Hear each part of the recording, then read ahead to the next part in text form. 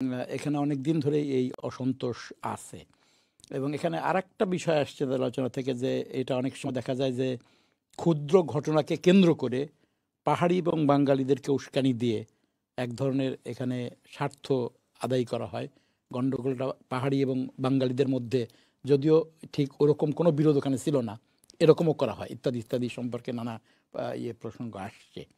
তো আমরা প্রথমে আসি যে এই ব্যাপারটা যে সাম্প্রতিক যে ঘটনাটা ঘটলো তারপর আমরা ইতিহাসের দিকে একটু আসবো না আর কি। সাম্প্রতিক ঘটনাটা কে কেন্দ্র করে যে পাহাড়ি এবং বাঙালিদের মধ্যে এখানে ইয়েটা হলো, এই ব্যাপারে কি মন্তব্য বা এই ব্যাপারে কি মনে হয় তোমার কাছে? জি, ধন্যবাদ ডক্টর কামরুল ভাই।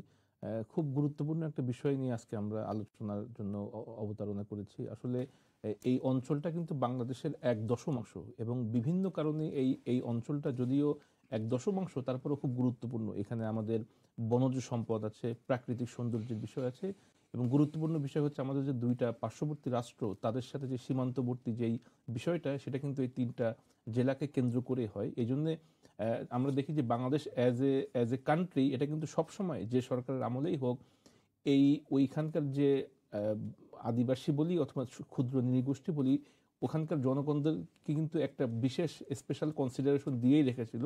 সেটা আমরা সবসময় দেখি। তাদের জন্য আলাদা কোটার ব্যবস্থা আছে, সেখানে তাদেরকে পার্বত্য চট্টগ্রাম উন্নয়ন বোর্ড করা হয়েছে, তাদের ক্ষেত্রে একটা পার্বত্য চট্টগ্রাম আলাদা মন্ত্রণালয়ও আছে। তো মোটামুটি আমরা এভাবে বলতে পারি না যে রাষ্ট্র তাদের প্রতি কোনো গুরুত্ব দেয়নি, এটা আমরা বলতে পারবো না।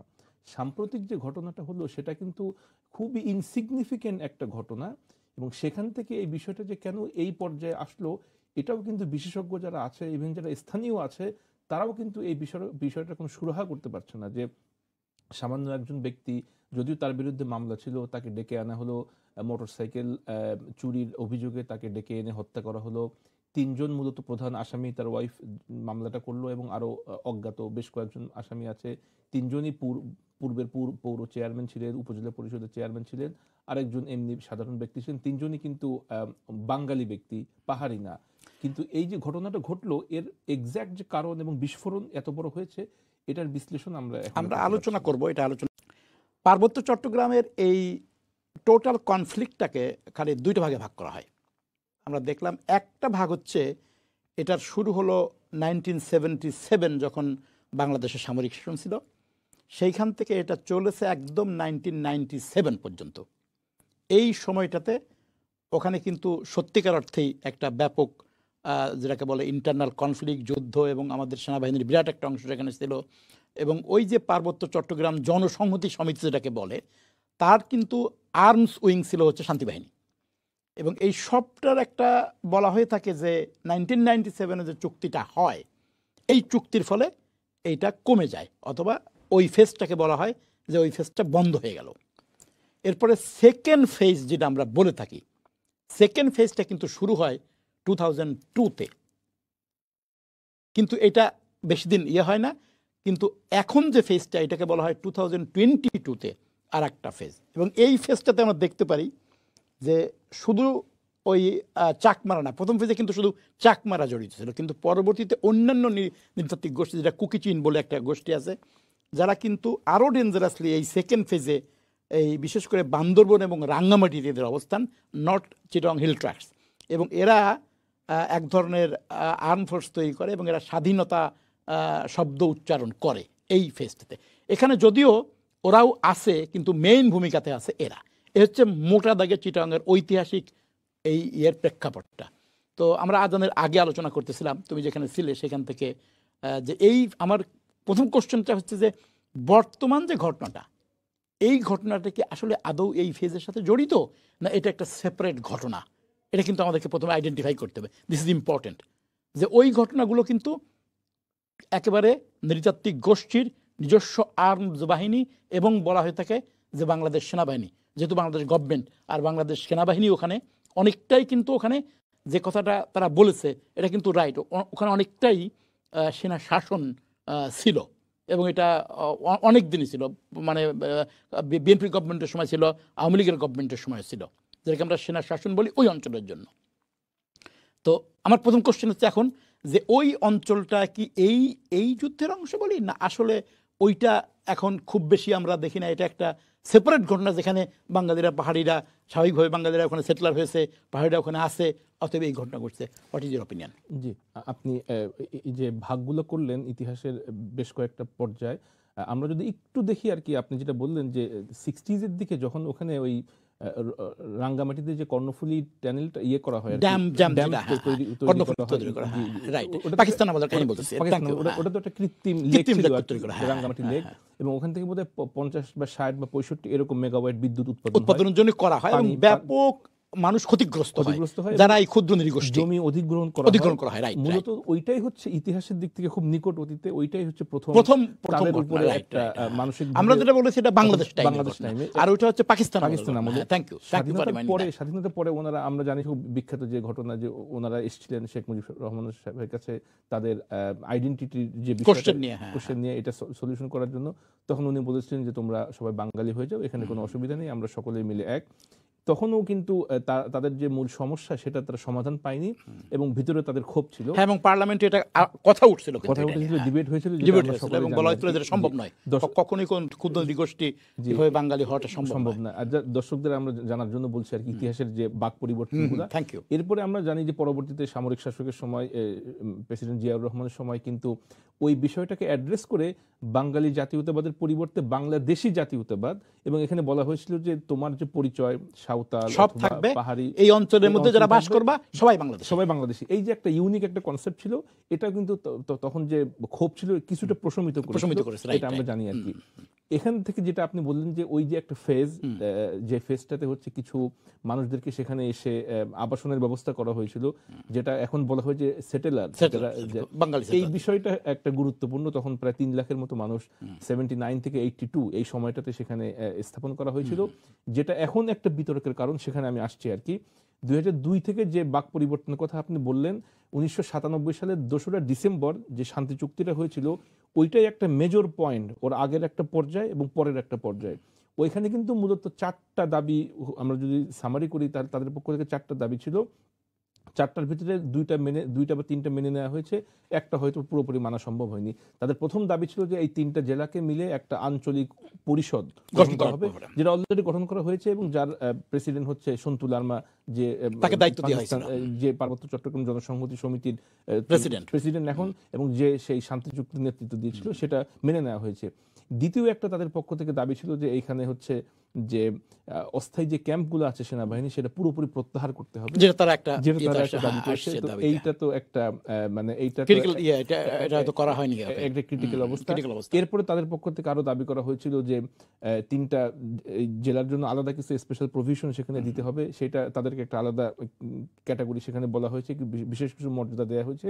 কিন্তু দুই পক্ষ থেকেই বলা হচ্ছে যে আসলে চুক্তির দাবিগুলো পুরোপুরি মানা হয়নি, এটা হচ্ছে তাদের বক্তব্য। যারা এবং পাহাড়ি এবং বাঙালি, এই যে 2টা টার্মিনোলজি, এই 2টা কিন্তু খুবই গুরুত্বপূর্ণ, এবং এই পরিচয়ে কিন্তু ভেদ করা হয় আর কি, যে আমরা হচ্ছে পাহাড়ি আর আমরা হচ্ছে বাঙালি যারা সেটেলার। এবং এর পরিবর্তে এই শান্তি চুক্তি হওয়ার 2 বছর পরে সেখানে কিন্তু একটা কমিশন গঠন করা হয়েছিল, এবং তাদের যে চুক্তিতে যে একটা কন্ডিশন, আর একটা গুরুত্বপূর্ণ কন্ডিশন ছিল যে জমিগুলো অধিগ্রহণ করা হয়েছে সেগুলো ফেরত দিতে হবে। কিন্তু যারা এই একটা ভূমি অধিগ্রহণ কমিশন করা হয়েছিল 2 বছর পরে, যারা বাঙালি তাদের বলা হচ্ছে যে আমাদের অরিজিনাল ডকুমেন্ট আছে, এই জমির আমরা অরিজিনাল আমরা হচ্ছে ওনার, কিন্তু তাদের পক্ষ থেকে বলা হচ্ছে না, এই জমিগুলো আমাদেরকে ফেরত দিতে হবে। এটা একটা গুরুত্বপূর্ণ কন্ডিশন ছিল। ওটার মধ্যে একটা জুমল্যান্ড, মানে যেটাকে তারা বলতো যে জুমল্যান্ড হিসেবে দাবি করতো, এবং এদেরকে সব পরিবারকে, এবং প্রায় 16,000-এর মতো অভিযোগ সেখানে দায়ের করা হয়েছিল, জমা পড়েছিল। বাট 2016 সাল থেকে সেইটা বন্ধ হয়ে যায়, এবং তারা ইফেক্টিভলি কোনো কাজও সেভাবে করতে পারেনি, এটাও আমরা জানি আর কি। তো দুই পক্ষ থেকে মূলত দাবি মানা না মানা এরকম বক্তব্য আছে। তো বর্তমান যে এই যে সংঘর্ষটা হলো, আমরা জানি যে ওইখানে কিন্তু দল, উপদল, কোন্দল এইগুলা লেগে আছে আর কি, এবং একক কর্তৃত্ব, ক্ষমতার খর্ব করার এরকম গ্রুপের দ্রুম আছেন, মানে এইটা ওইটার সাথে কানেক্টেড নাও হতে পারে এবং ক্রমান্বয়ে আমরা জানি যে সন্তু লারমার তার যে একক আধিপত্য ছিল এইটাকে চ্যালেঞ্জ করার ব্যাপারে এখানে একটা কোশ্চেন আছে। Thank you. এই জন্য দর্শক শ্রোতা মণ্ডলী, যেহেতু আমরা অনেকে দেশের বাইরে থাকি আর কি, এই বিষয়গুলো ওইভাবে হয়তো অ্যাড্রেস হয় না সবসময়, এই জন্য এই কি পয়েন্টগুলো ইতিহাসের যে বাক পরিবর্তন বা সময়গুলো যেটা আপনি মেনশন করলেন চমৎকারভাবে 1997 শান্তি চুক্তি, আমরা আহ্বান করতে পারি সুপ্রিয় দর্শক মণ্ডলীকে, যদি আপনারা দেখে থাকেন তাহলে কোনো বিষয়ে আপনাদের কোনো মতামত থাকলে অথবা মন্তব্য থাকলে, কোশ্চেন থাকলে আমাদের গেস্টকে সেই কোশ্চেন আপনারা করতে পারবেন। হ্যাঁ জি, আমরা বলতে চাচ্ছিলাম যে খুব সংক্ষিপ্ত, মানে একটা এপিসোডে আমরা পুরো বিষয়টা হয়তো তুলে ধরতে পারবো না, তারপরেও যে কি যে টার্মিনোলজি অথবা কি যে বাক, মানে ইতিহাসের যে বাক পরিবর্তনগুলো, এগুলো আমরা বলতেছি যাতে করে দর্শক শ্রোতা মণ্ডলী ওনারা বুঝতে পারেন এবং ওনারা আগ্রহী হয়ে আরো বেশি করে এই বিষয়টা জানতে পারবেন আর কি। আরেকটা যেটা গুরুত্বপূর্ণ বিষয় সেটা হচ্ছে যে সরকারের পক্ষ থেকে অথবা রাষ্ট্রের পক্ষ থেকে কিন্তু বিশেষ কিছু সুবিধা তাদেরকে দেয়া হয়েছিল বা দেয়া হয়, যেটা আমরা সকলেই জানি। এবং শান্তি চুক্তির সময় আমরা জানি যে প্রায় অনেক মানুষদের, হ্যাঁ, যেটাকে ওরা স্পেশাল স্ট্যাটাস বলে ওই চুক্তিতে উল্লেখ করেছে, সেই স্ট্যাটাস কিন্তু তাদেরকে দেয়া হয়েছে এবং সেই অধিকার তারা ভোগ করে থাকে।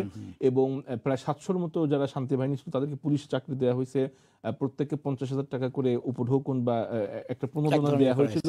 তো রাষ্ট্রের পক্ষ থেকে মানে বৈষম্যমূলক আচরণ, এই যে একক একটা ন্যারেটিভ আমরা এখন শুনতে পাই মিডিয়াতে, সেইটাও কিন্তু পুরোপুরি মানে পুরোপুরি সেই বিষয়গুলো আছে।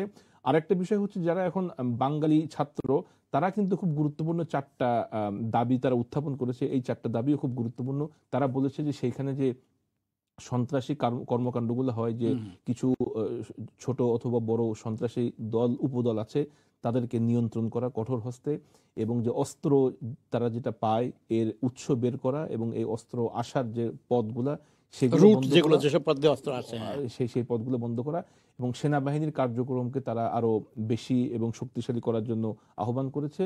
এবং সন্ত্রাসী কর্মকাণ্ড যেই করে থাকুক তাদের জন্য বিচারের আওতায় আনা হয় এবং এটা যেন স্থায়ীভাবে চলে, এরকম দাবিও তারা করেছে।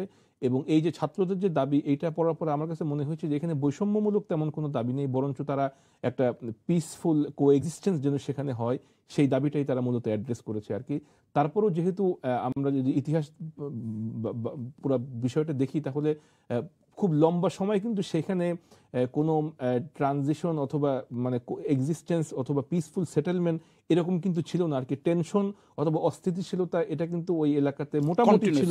তো এই জন্য আমি এই বিষয়টা এই জন্য বললাম যে এখন হয়তো অনেকে যাদের বয়স হয়তো 20 বা 30 বছর অথবা যারা এই বিষয়টা কম জানেন আর কি, তারা হয়তো বুঝতে পারেন যে কেন হঠাৎ করে 3 জেলার মানুষ এরকম আসলে এটা ইতিহাসের বাক পরিবর্তনে, এটা এখানে সবসময় কিছু চাওয়া এবং কিছু পাওয়া না পাওয়া, পুরোপুরি পূরণ না হওয়া, এরকম একটা অবস্থা এখানে চলে আসতেছে।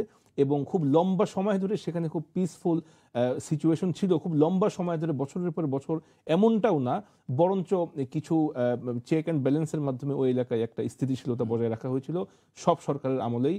তবে এটা গুরুত্বপূর্ণ যে রাষ্ট্র হিসেবে তারা পুরোপুরি বৈষম্যের শিকার, এই কথাটা আমরা হয়তো এককভাবে গ্রহণ করতে পারি না, কারণ বেশ কিছু প্রভিশন তাদের জন্য আছে যেখান থেকে তারা সুবিধা ভোগ করে থাকে। ইভেন যে সর্বশেষ যে বৈষম্যমূলক আন্দোলনের যে মূল বিষয় কোটা, সেখানে কিন্তু 5% কোটা তাদের জন্য নির্ধারণ করা হয়েছে। সুতরাং রাষ্ট্র এবং সেটা সংস্কারের পরেও কিন্তু হাইকোর্টও কিন্তু বলেছে যে এই কোটাটা তাদের জন্য এখনো থাকতে হবে। জি, সেটা ইন্টারেস্টিং পয়েন্ট। জি, এই জন্য বললাম যে হয়তো অনেক সময় আমরা মিডিয়াতে অথবা ছাত্র যারা আছে বিভিন্ন ইউনিভার্সিটিতে পড়ে, তারা হয়তো বলে ফেলে যে বাংলাদেশ রাষ্ট্র কর্তৃক আমরা বৈষম্যের শিকার। এই কথাটা হয়তো শুনতে বা বলতে খুব সহজ, কিন্তু আমরা দেখব যে আলাদা মন্ত্রণালয় করা হয়েছে, আলাদা পরিষদ আছে, পার্বত্য চট্টগ্রাম উন্নয়ন বোর্ড আছে, পার্বত্য চট্টগ্রাম উন্নয়ন মন্ত্রণালয় আছে। তো আমরা আসতেছি কিছু সমাধানের পথে। তো সমাধান একটা ভালো ইয়ে হয়েছিল, যেটা খুবই গুরুত্বপূর্ণ একটা কথা আমি ভুলে গেছিলাম, সেটা যেটা তুমি উল্লেখ করেছো, সেটা হচ্ছে যে কোশ্চেনটা যখন ছিল যে বাঙালি হয়ে যাও বা বাঙালি না হয়ে যাও, সেই প্রসঙ্গে কিন্তু বাংলাদেশি যে টেরিটোরিয়াল ইন্টিগ্রিটি বা টেরিটোরিয়াল কি বলি আমরা, জাতীয়তাবাদ, এটা কিন্তু একটা বিরাট সমাধান করেছিল তাদের, যেই প্রশ্নটা কিন্তু পরবর্তীতে আসে নাই, যে ক্ষুদ্র নৃগোষ্ঠীর জন্য, শুধু তারা না, অন্যান্য যে সমস্ত ক্ষুদ্র নৃগোষ্ঠী আমরা অন্যান্য অঞ্চলে দেখি, তাই না, তাদের জন্য কিন্তু ইট ওয়াজ এ সলিউশন, যে আমরা এই ল্যান্ডের মধ্যে যারা বাস করি তারা শুধু বাঙালি নয়, তারা বাংলাদেশি এবং তাদের বিভিন্ন ল্যান্ড। এক নম্বর, ইট ওয়াজ এ ভেরি গুড সলিউশন কিন্তু। এবং একজন আমি জানি, নাম জানি, খন্দকার আব্দুল হামিদ বলে একজন তখনকার দিনের বুদ্ধিজীবী আর কি, সাংবাদিক, তিনি কিন্তু এই আইডিয়াটাকে জিয়াউর রহমানের কাছে এনেছিলেন এবং প্রমোট করেছিলেন। সেকেন্ড যেটা বলা হলো যে স্পেশাল স্ট্যাটাস যেটা করা হয়েছে তাদের এই সমস্ত ইয়ের জন্য, যেটাও কিন্তু সমাধানের জন্য অনেকটাই, যদিও সেটা নিয়ে অনেকের মধ্যে ইয়ে আছে, কিন্তু ইট ওয়াজ এ গুড। এখন থার্ড যে অবস্থাটা দাঁড়িয়েছে এখন, তো এটার আর কি কি মানে সরকারের পক্ষ থেকে বা অন্য ইয়ে পক্ষ থেকে সমাধানের আর কি কি ইয়ে আছে যেখানে এটা কমে যেতে পারে বা সেটেলার এবং পাহাড়িদের মধ্যে দ্বন্দ্বটা আরও লেস হতে পারে? জি, এটা গুরুত্বপূর্ণ একটা বিষয়। সেটা হচ্ছে যে আসলে ওইখানের বিষয়টা কিন্তু অনেকটাই হচ্ছে রাজনৈতিক বিষয়, পলিটিক্যাল বিষয়, এবং আমরা অনেক সময় পলিটিক্যাল বিষয়গুলোকে সলিউশন করতে চাই কিছুটা শক্তি প্রয়োগের মাধ্যমে, অনেক সময় সেনাবাহিনীর মাধ্যমে বা আইন শৃঙ্খলা নিয়োজিত যারা থাকেন তাদের মাধ্যমে। তো আমার কাছে মনে হয় ওইখানে যদি একটা পিসফুল ডায়ালগ করা হয়, যে অন্তত বিগত 10 বছর বা 50 বছর বা 30 বছর একটা সময় নির্ধারণ করে, যে এর ভিতরে বৈষম্যমূলক অথবা দাবি দেওয়া অথবা ক্ষতির পরিমাণ অথবা ক্ষতির যে গভীরতা, এটা নির্ণয় করে যদি একটা মূলত একটা সলিউশনে আসা যায়, যে ঠিক আছে প্রধানত 10টা দাবি অথবা প্রধানত 5টা ইস্যু, এইটা পর্যায়ক্রমে short term, long term, mid term একটা সলিউশনে আমরা আসতে পারবো।